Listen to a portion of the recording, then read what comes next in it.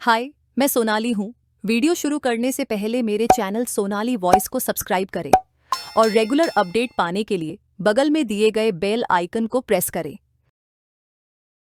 मेरी भाभी रोज मुझसे 1 किलो मसूर की दाल मंगवाती थी, लेकिन मुझे हैरानी होती थी जब भाभी उस दाल को बिना पकाए ही अपने बेडरूम में ले जाती और फिर बाहर निकलकर लंगड़ाते हुए कहती कि दाल बहुत अच्छी थी। एक दिन भाभी का राज जानने के लिए मैंने अपनी छोटी बहन को भाभी के कमरे में छुपा दिया। कुछ देर बाद जब बहन रंग उड़ते हुए बाहर निकली तो मैं हैरान रह गई। उस दिन पयाल भाभी ने मुझसे 1 किलो मसूर की दाल मंगवाई थी। जैसे ही मैं वह दाल लेकर घर पहुंची, भाभी ने थैला मुझसे ले लिया और अपने कमरे में चली गई। मैं हैरान रह गई कि भाभी को क्या हुआ। आधा घंटा भी नहीं हुआ था कि मेरे भैया ऑफिस से जल्दी घर आ गए थे। उनकी तबीयत खराब थी और मैं अपने कमरे में ही बैठी थी। भैया को देखकर मैं जल्दी से उठकर उनके पास आई। मुझे उनकी चिंता सताने लगी थी, लेकिन उन्होंने कहा, थोड़ी देर आराम करूंगा, ठीक हो जाऊंगा। फिर भैया ने अपने कमरे में जाने के लिए दरवाज़ा खोलने की कोशिश की, लेकिन दरवाज़ा अंदर से बंद था। भैया को कुछ शक हुआ और उन्होंने दरवाज़ा पीटना शुरू कर दिया, लेकिन कमरे से कोई आवाज़ नहीं आ रही थी। भैया ने मुझे घूरकर पूछा, पयाल कहाँ है और दरवाज़ा अंदर से क्यों बंद है? मैं घबरा गई और बोली, भैया, भाभी तो कमरे में ही हैं, शायद उनकी आंख लग गई होगी। भैया ने जोर जोर से दरवाज़ा बजाया और बोले, पयाल दरवाज़ा खोलो, जल्दी करो। लेकिन भाभी ने कोई जवाब नहीं दिया। मैं भैया का हाथ पकड़कर उन्हें बाहर बरामदे में लेकर आई और बोली, आप यहाँ बैठ जाइए, मैं दरवाज़ा खोल देती हूँ। अब मैंने जोर जोर से दरवाज़ा पीटना शुरू कर दिया और साथ ही साथ कहती रही, भाभी, दरवाज़ा खोल दो, भैया आराम करने के लिए घर आए हैं, उनकी तबीयत कुछ ठीक नहीं है। लेकिन अंदर इतनी शांति थी कि कोई हलचल नहीं हो रही थी। मैं भैया के पास आकर बैठ गई। उनका चेहरा गुस्से से लाल हो रहा था। मैं बोली, भैया, आप मेरे कमरे में आराम कर लीजिए। हो सकता है भाभी सो गई हों, निशा भी तो सो ही रही है। भैया ने ना में सिर हिलाया और मुझसे बोले, तुम यहाँ से जाओ, तुम भी आराम कर लो। लेकिन मैं भैया के पास ही बैठी रही। तभी भैया के कमरे का दरवाज़ा खुला और भाभी लंगड़ाते हुए बाहर निकलने लगी। भैया गुस्से से उठे और भाभी पर चिल्लाते हुए बोले, कमरा अंदर से बंद क्यों था? तुम नहीं जानती क्या मैं अपने मासूम बहनों को तुम्हारे हवाले करके काम के लिए बाहर जाता हूँ? तुम तो हर रोज ही यही सब करती होगी। तुमने मेरी बहनों को अपना समझा ही नहीं है। मैं खुद 16 साल की थी और डरपोक सी लड़की थी। भैया के गुस्से को देखकर मैं डर गई थी, मगर फिर भी मैंने आगे बढ़कर कहा, भैया, आप गलत सोच रहे हैं। भाभी ने कभी हमको परेशान नहीं किया। वह माँ की तरह हम दोनों का ख्याल रखती हैं। शायद आज भाभी की तबीयत खराब हो, इसीलिए वह सो गई होंगी। मेरी बात सुनकर भैया ने मेरे सिर पर हाथ फेरा और खुद कमरे में चले गए। भाभी की आंखों में आंसू आ गए थे और उन्होंने मुझे गले से लगा लिया। वह बोलीं, शुक्रिया स्नेहा। मैंने कहा, शुक्रिया को मारो गोली, जल्दी चलो भाभी, किचन में चलकर दाल बनाते हैं। भाभी एक पल के लिए परेशान हो गई थीं। वह बोलीं, स्नेहा, दाल तो मैंने खा ली है, तुम अपने कमरे में जाकर पढ़ाई करो। भाभी लंगड़ाते हुए किचन में चली गई थीं। मैं हैरान होकर वहीं खड़ी थी कि भाभी ने मुझसे झूठ क्यों बोला कि उन्होंने दाल खा ली है, क्योंकि मैंने अपनी आंखों से देखा था कि वह कच्ची दाल अपने कमरे में लेकर गई थी। मैं अपने कमरे में आकर पढ़ने लगी। पढ़ते पढ़ते ना जाने कब मेरी आंख लग गई। फिर सुबह घबराकर मेरी अचानक से आंख खुली। मेरे साथ साथ निशा भी जाग गई थी और हम दोनों किचन में जाकर भाभी की मदद करने लगे। आज भाभी भी बड़ी बेचैन और खोई खोई सी लग रही थी। भैया भी किचन में आ चुके थे। अब भैया भी रिलैक्स लग रहे थे और भाभी से आराम से बातें कर रहे थे।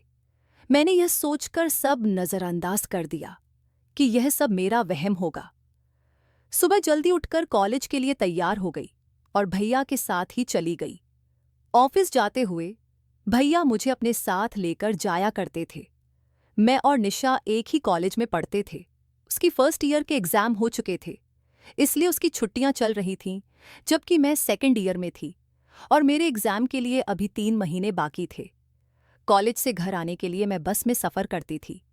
जब मैं घर पहुंची तो मुझे लगा कि भाभी मेरे इंतज़ार में ही बैठी होंगी। वह मुझे देखकर फौरन कहने लगी, स्नेहा जल्दी से यूनिफॉर्म बदल लो और मुझे 1 किलो मसूर की दाल लाकर दे दो। फिर वह अपने कमरे से पैसे लेने के लिए चली गईं। भाभी की लंगड़ाहट भी खत्म हो चुकी थी। मैं जल्दी से मुंह हाथ धोकर भाभी के पास आ गई। पयाल भाभी से पैसे लेकर 1 किलो मसूर दाल लेकर आई थी। आज मैंने भाभी को थैला पकड़ाते हुए कहा, भाभी आज प्लीज दाल चावल बना लीजिएगा। मेरी भाभी के चेहरे का रंग एक पल के लिए फीका पड़ गया।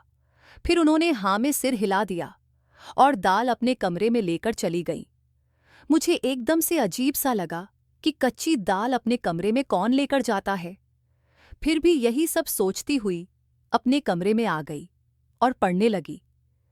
शाम को भैया ऑफिस से आए तो मेरे और निशा के लिए खाने पीने का सामान लेकर आए थे। भैया की आवाज सुनकर भाभी भी अपने कमरे से निकलकर आ गईं और वह फिर से लंगड़ाकर चल रही थीं। मैं हैरान रह गई कि पहले तो भाभी के पैर की लंगड़ाहट खत्म हो गई थी, अब दोबारा वह क्यों लंगड़ा रही हैं। मुझे भाभी पर शक हुआ कि कहीं भैया को दिखाने के लिए नाटक तो नहीं कर रही हैं। लेकिन जब मैंने भाभी के चेहरे की तरफ देखा तो साफ साफ पता चल रहा था कि वह बड़ी तकलीफ में है। मैंने अपनी सोच फौरन बदली और भाभी के पास जाकर पूछा, आपके पैर में क्या हुआ है? तो वह चुप हो गई। भैया को बड़ी भूख लगी थी, इसलिए भाभी फटाफट किचन में चली गई। मैं अक्सर किचन में भाभी की मदद करती थी, आज भी उनकी मदद के लिए किचन में चली गई। मैंने कहा, भाभी दाल चावल के बारे में सोचकर बड़ी भूख लग रही है। भाभी ने मेरी तरफ बड़ी अजीब सी नज़रों से देखा और कहने लगी, आज तो मैंने आलू की सब्जी बनाई है। दाल तो मैं कब की खा चुकी हूँ, बहुत ही अच्छी दाल थी। यह सुनकर मैं हक्का बक्का रह गई। मेरा दिल भर आया और मैं सब कुछ छोड़कर अपने कमरे में आ गई।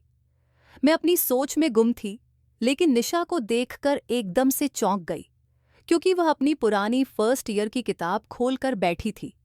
मैंने उससे कहा, जब पढ़ने के दिन थे तब तो पढ़ाई से जान बचा ली, अब क्या फ़ायदा इस पढ़ाई का।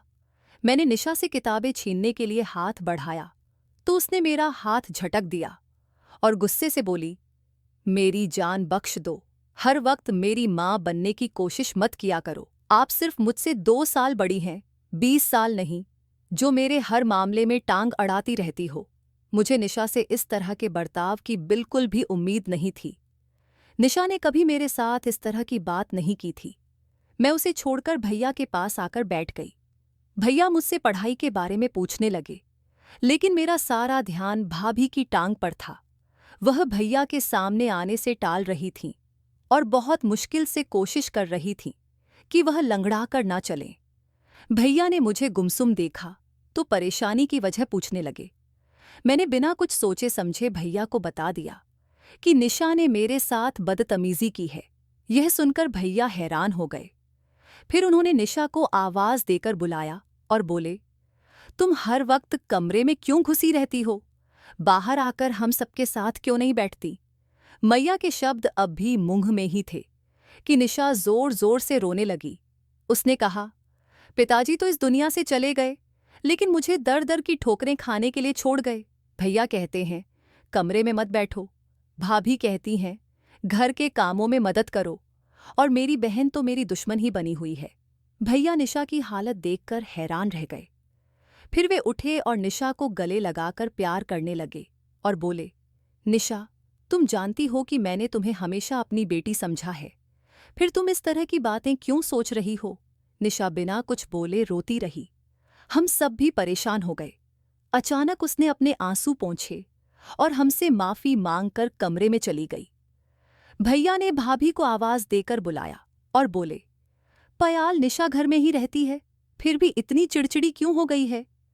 भाभी का चेहरा एकदम सफेद पड़ चुका था, वह डरी हुई लग रही थी। उन्होंने कहा, सुनील, निशा हर वक्त कमरे में ही बैठी रहती है। मैंने उसे 1-2 बार कहा कि घर के कामकाज में मदद कर दिया करो, शायद उसे मेरी बात बुरी लगी होगी। भैया कुछ सोचने लगे और मुझे ऐसा लगा जैसे पयाल भाभी हमसे कुछ छुपा रही हैं। अगले दिन भैया हमारे कमरे के लिए टीवी, अच्छी अच्छी फिल्में, किताबें और नोवेल्स लेकर आए और निशा के हाथ में थमा दिए। फिर कैरम भाभी के हाथ में देकर बोले, पयाल तुम और स्नेहा कैरम खेल लिया करो। भाभी भी मुस्कुरा गईं। जब मैं कमरे में आई तो निशा बड़ी जोश में थी। उसने कहा, अब मैं सारा दिन फिल्में देखूंगी, तुम पढ़ाई में ध्यान लगाओ। भैया निशा के लिए बच्चों वाली फिल्में भी लेकर आए थे। मैं देर रात तक पढ़ाई करती थी। एक दिन मैं पढ़ाई कर रही थी, तब मैंने भाभी को अपने कमरे से निकलते हुए देखा। वह तेज कदमों से छत पर चली गई।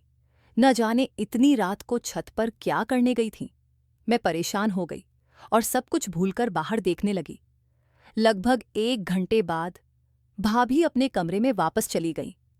मैं कॉलेज से जैसे ही वापस आई, भाभी ने मुझे पैसे दिए और फिर से 1 किलो मसूर दाल लाने के लिए भेजा।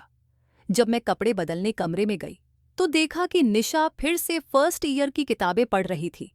मुझे देखकर वह चौंक गई और किताब सहित कमरे से बाहर निकल गई। मैंने सोचा, पहले भाभी की दाल ला देती हूं, फिर निशा को देखूंगी।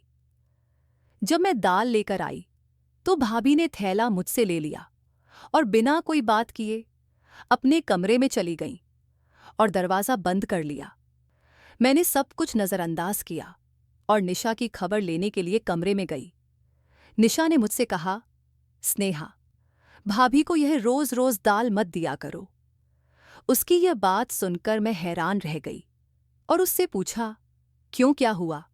निशा जल्दी से उठकर मेरे पास आई और कुछ ऐसा कहा जिससे मेरा सिर चकरा गया। निशा ने बताया कि भाभी हमसे छुपकर घर से निकलती हैं और इसी वजह से उनके पैर में चोट लग जाती है। मैंने निशा को कसम देकर मना कर दिया कि फिलहाल इस बात को किसी से भी ना कहे। मैंने निशा से कहा, कल जब मैं भाभी को दाल लाकर दूंगी तो तुम उनके कमरे में छुपकर देखना कि वह दाल कैसे खाती हैं और फिर लंगड़ाकर क्यों चलती हैं। निशा ने मेरी बात मान ली और अगले दिन मैंने अपने दिमाग में सारा प्लान फिट कर लिया। घर पहुंची तो भाभी मेरा इंतजार कर रही थीं। मैंने भाभी को कहा, दाल महंगी हो गई है, थोड़े पैसे और देने पड़ेंगे। भाभी मुस्कुराकर बोली, मैं अभी लाकर देती हूँ। निशा भाभी के कमरे में जाकर छुप गई थी। मैं दाल ले आई थी। भाभी ने खुशी खुशी दाल मुझसे ली और अपने कमरे में चली गई। मैं बाहर बरामदे में बेचैन होकर चक्कर काटती रही। 1 घंटे बाद भाभी के कमरे का दरवाज़ा खुला और वह लंगड़ाते हुए बाहर आईं। फिर भाभी किचन में चली गईं और निशा भी उनके कमरे से बाहर निकल आई। यह देखकर मैं दंग रह गई कि निशा भी लंगड़ाकर चल रही थी। मैंने निशा का हाथ पकड़कर पूछा, निशा, क्या मालूम हुआ? निशा परेशान लग रही थी। उसने कहा, स्नेहा, मैंने तुम्हें पहले ही बताया था कि भाभी हमसे छुप छुप कर घर से निकलती हैं। उस खिड़की से निकलते वक्त पैर में चोट लग जाती है, इसलिए भाभी लंगड़ाकर चलती हैं। मैं भी उस खिड़की से निकलकर भाभी के पीछे जाना चाहती थी, मगर चोट की वजह से वापस आ गई। यह सब सुनकर मैं निशा को लेकर चुप हो गई और सोचा, अब सच्चाई का पता लगाना जरूरी है। निशा और भाभी की हरकतें मुझे अजीब लग रही थीं। फिर एक दिन जब भाभी कमरे से बाहर निकली और लंगड़ाते हुए चलने लगीं, तो मैंने उनसे पूछा, भाभी, दाल कहाँ गई? भाभी ने कहा, वह तो मैंने खा ली, बहुत ही अच्छी दाल थी। यह सुनकर मैं चुप हो गई और भाभी लंगड़ाते हुए घर के काम करने लगीं। भाभी को छत पर गए हुए बहुत देर हो गई थी। मैं भी उनके पीछे पीछे छत पर चली गई। सीढ़ियों पर चढ़ते हुए मैंने भाभी की आवाज़ सुनी। भाभी निशा को बुरी तरह से डांट रही थीं और निशा रो रही थी। मेरा दिल अपनी बहन के लिए टूट गया। जब मैं छत पर पहुंची तो भाभी मुझे देखकर डर गईं। उन्होंने निशा को गले से लगाया और प्यार से बोली, कैरम नहीं खेलोगी अपनी भाभी के साथ? निशा ने भी अपने आंसू पोंछे और जबरदस्ती मुस्कुराने की कोशिश की। मैंने निशा का हाथ पकड़ा और उसे खींचते हुए नीचे ले आई। कमरे में आकर मैंने पूछा, भाभी, तुम्हें क्यों डांट रही थीं? निशा घबरा गई और बोली, नहीं तो भाभी, मुझे क्यों डांटेंगी? वह तो मुझसे बहुत प्यार करती हैं।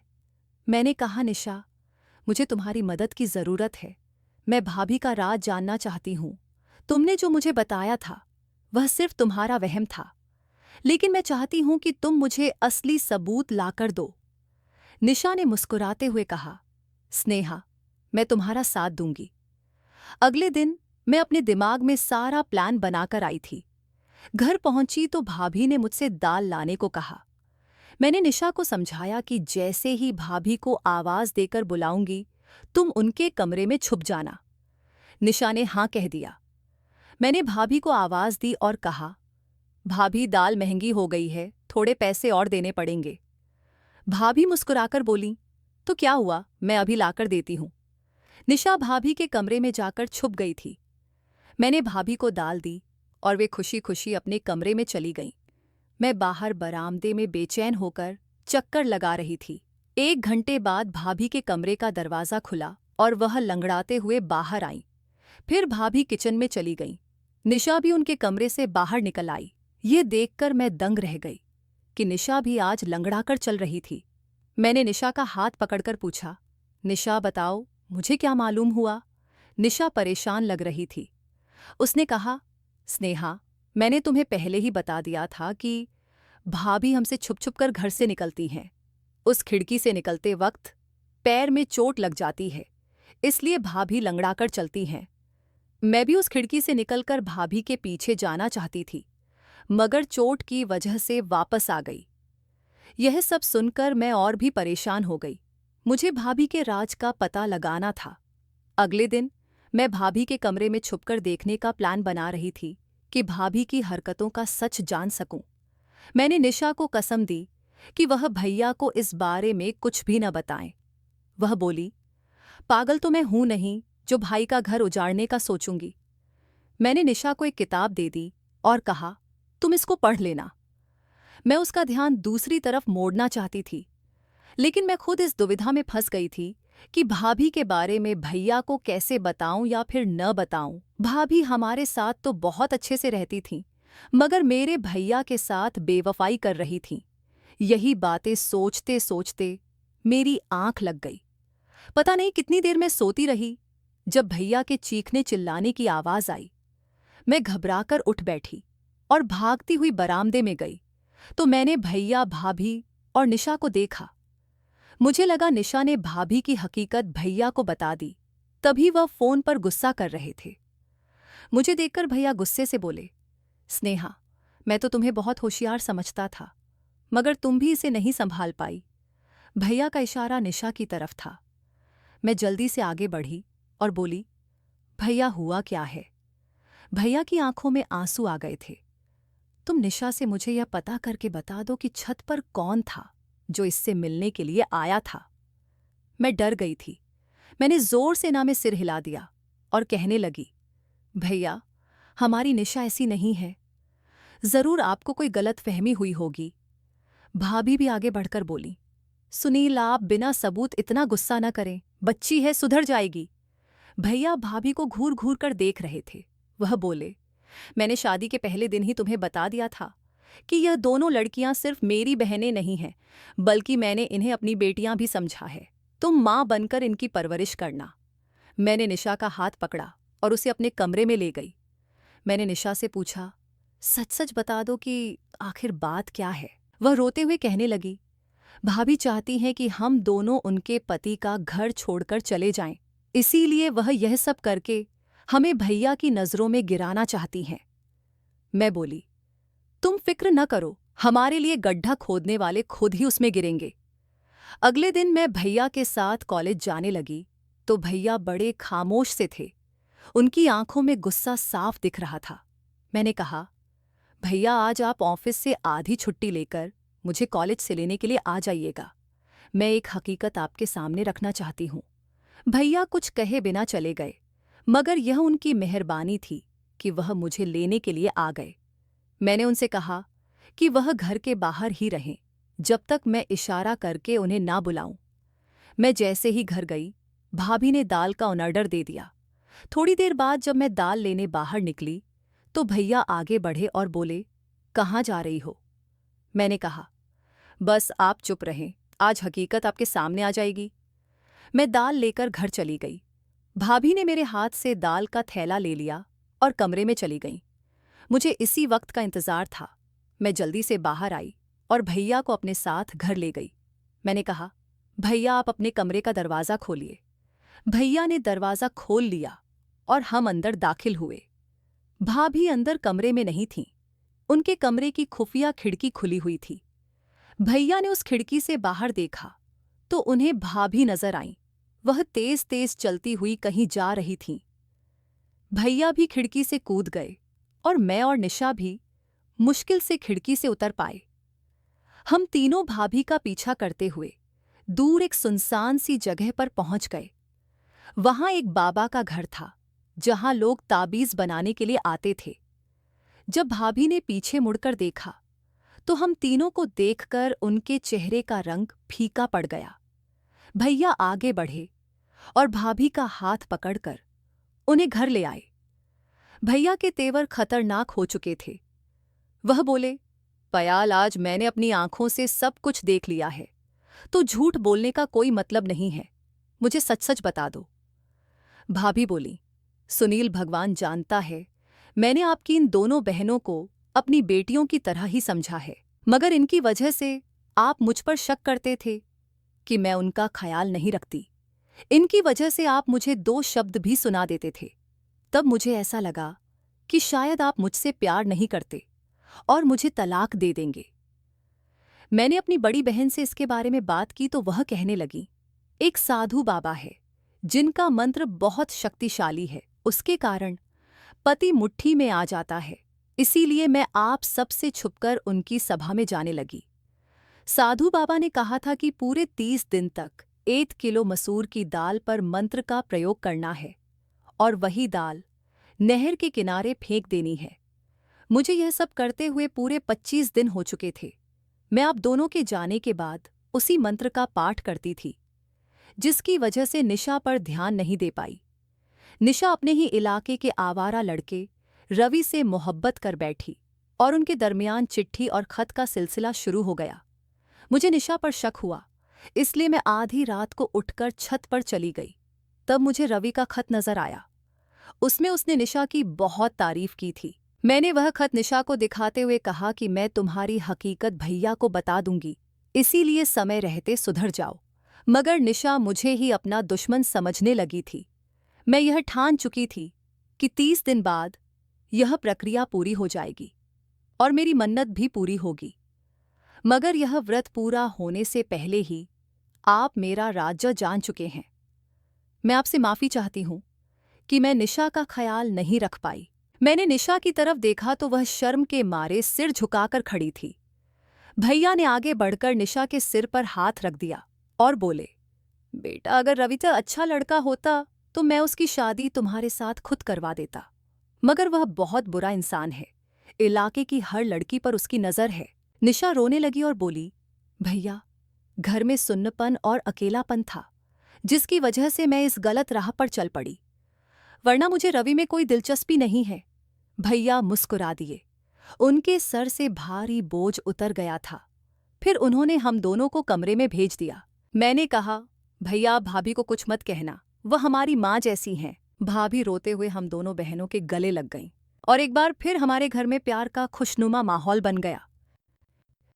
दोस्तों, मुझे उम्मीद है कि आपको हमारी कहानी पसंद आई होगी।